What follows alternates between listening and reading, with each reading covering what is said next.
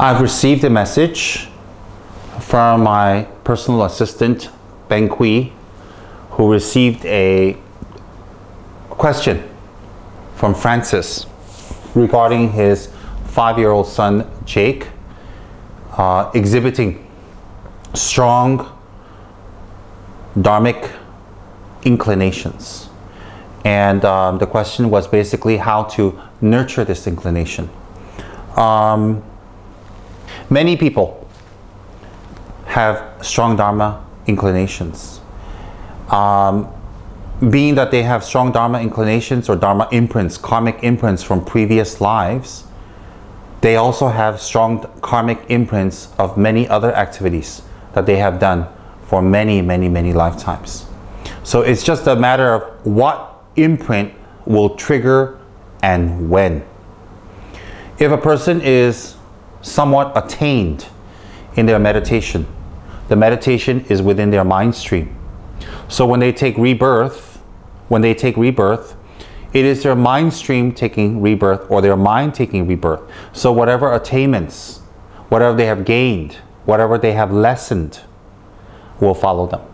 So if they have 10 degree of anger and they lessened it by 2 and they only have 8 as opposed to a normal person who has 10, then they will bring that within their mind stream. In their next life, they will automatically have 8 points of anger, or 8 on a meter of an imaginary meter of 10, they only have 8, whereas other people still have 10.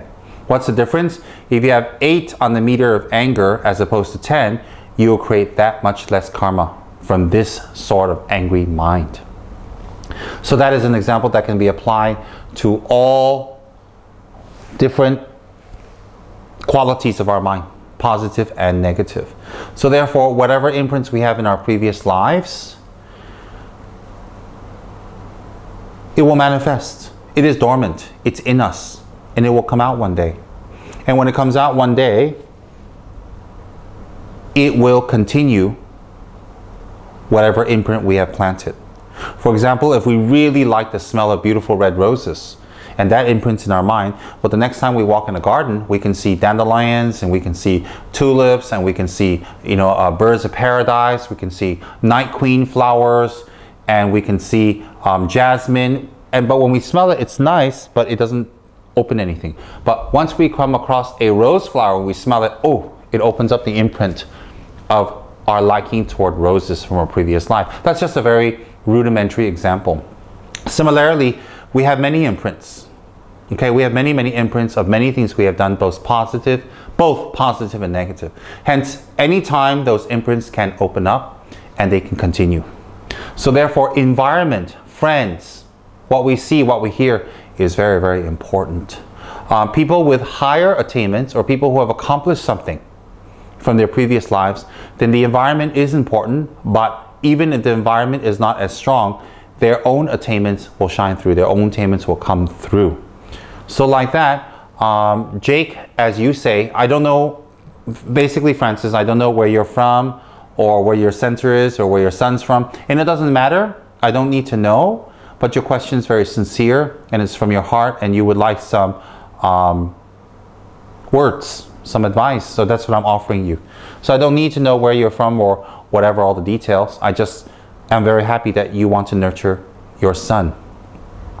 Number one, I would recommend that every single day, without pressure, without forcing him, to do the prayer to Manjushri, which is, we say in Tibetan, Kangloma, or praise to Manjushri, which is very short, about a page, and the following mantra afterwards. And it would be good to teach your son to recite the Manjushri mantra, and at the end of the mantra, on one breath, slowly, I mean in the beginning we cannot, to recite di di di di di di di.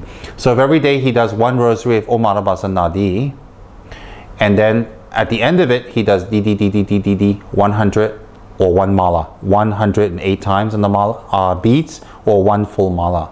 If he's going to do 3 malas of Om Arabasa Nadi, then at the end of it he does di di di di di 1 round. So whether we do 10 malas, 1 mala, 5 mala, 50 malas per day, at the end of the mala, at the end of the session, we recite di di di 108 times on one breath, and that is, it helps the memory very, very much. Then after we recite that, we recite the closing verses to Lord Manjushri. I bow down to you, Manjushri, with the brilliance of wisdom of compassionate one. Illuminate the darkness and close my mind, enlighten my intelligence and wisdom, so that I may gain insight into the Buddha's words and the texts that explain them. So that'll be very nice for your son to recite. And then go to sleep. Maybe you can do that early in the morning. Maybe you can do that just before he sleeps at night. And it would be good for you to join him to do it. It would be quality time to spend with your son. You can do together with him. You don't need to give him a lot of prayers and a lot of mantras, a lot of things to do. Just have him focus on Manjushri, and it would be good to have a Manjushri poster, picture, image in his room, or Lama Tsongkhapa, or Yamantaka. All three are wisdom beings that will help his mind open up, that will help nurture, protect him, and bless him. But it would be very good for him to focus on any form of Manjushri at this time. All right? And I think it would be very good for you to find books and tapes and CDs on Buddha's life story. There's quite a lot online I've seen. And to relay Buddha's story. Don't rush him, don't force him, don't like read through a whole book in one night, but slowly and easily, and go through it several times. You can do a Shakyamuni book, and then a few months later you can do it again, and then you can gently test him on it. Testing not as in school testing, testing as in to kind of talk back and forth and ask him questions about it, have him ask you questions about it, to stimulate his mind to think more on Buddha's life story, because it's a great blessing. Then we have a Tsongkhapa comic book, and a Tsongkhapa comic book would be very good for him to study and to look through and to learn, and for you to share together with him to learn Lama Tsongkhapa's life story, because the information available out there on Lama Tsongkhapa is quite technical and quite scholarly. I think it would be too much for a little boy. Also, there's this book called Masters of Enchantment by Keith Dowman, and it talks about the great Mahasiddhas of ancient India, and it has beautiful illustrations. I would recommend you also to read through those books with him slowly and explain to him, and gently, and talk and explain, and have him ask you questions, interact with him. Those will open up more imprints. As he gets a little older, then take him to Dharma activities. Take him to the local center or the local Dharma place that you go to. And very important for you is that the parent or parents should be doing Dharma work.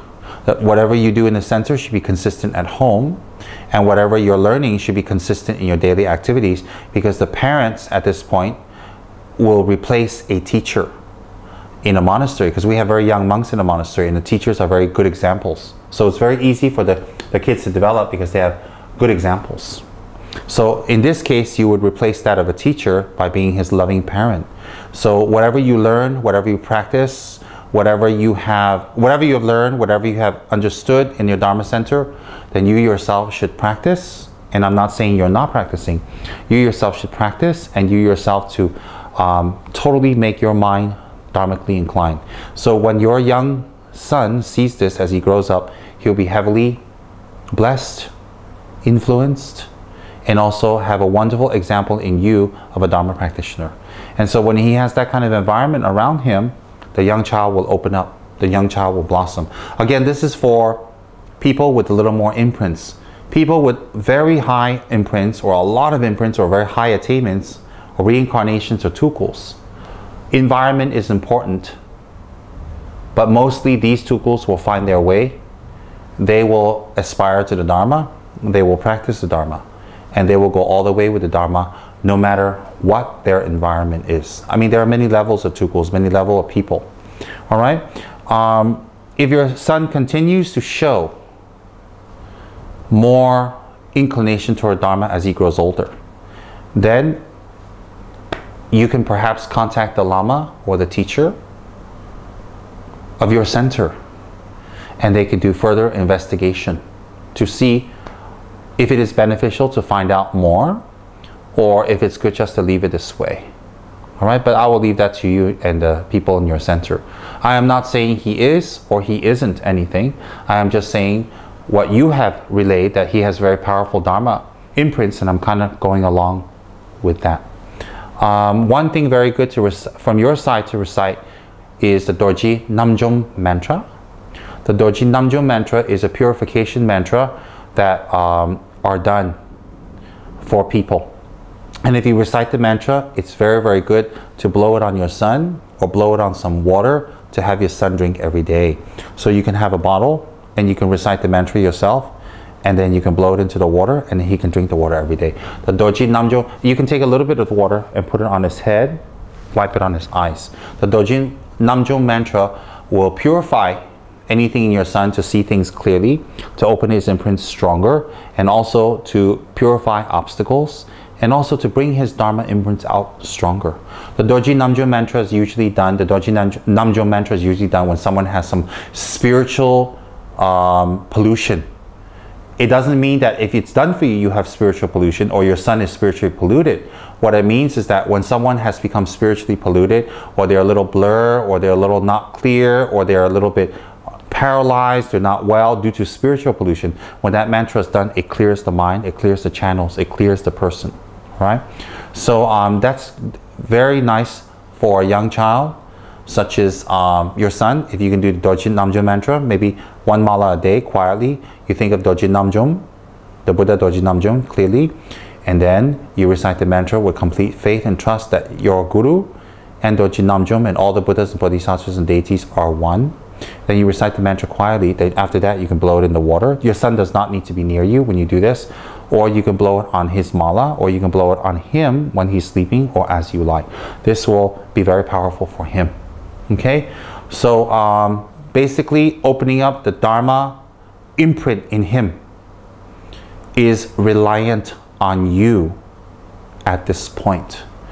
And I've pointed out a few things for you, for him, and it'll be very nice. And basically teach him the life stories of High Lamas, teach him certain light Dharma texts, teach him the holy story of Lama Tsongkhapa and Buddha Shakyamuni, and have him do the prayer to Manjushri and the mantra to Manjushri. That will open his Dharma imprint even stronger. I wish you luck, and I wish you good fortune, and I wish you success in all of this. And I'm very happy to hear this about your son. And I would like to record a little message here for little Jake also. Little Jake, you don't know me, but you were introduced to me by your loving father. And your father, from his correspondence to my assistant, cares about you and loves you very much. And you are a fortunate young boy to have such a caring parent, and I'm very happy for you. Your father has also relayed that you like to go to meditation centers, and you're very familiar with the meditation sitting on the cushion and showing respect to the 3 jewels, and that's very, very beautiful. And what I want you to do is I want you to be a very, very good boy by listening to your parents, your dad, and doing the Manjushri prayer every single day. And sometimes if you're tired, you don't have to do it. And you just relax. You can continue another day. And I want you to think about your parents, and I want you to think about your mommy and daddy, and all the people that you love, and all the people that are good to you, even your school teachers. And I want you to pray to Manjushri to bless them, for them to have happiness, for them to have peace and long life and health. Being the special little boy you are, every day, fold your hands to Lord Manjushri and pray to Manjushri and ask Manjushri to bless everyone that you love and also to bless you. All right? When you're free and when you feel comfortable, you please do that.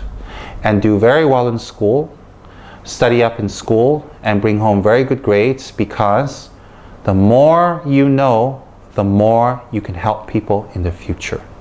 The more you know, the more you can help people in the future, little Jake.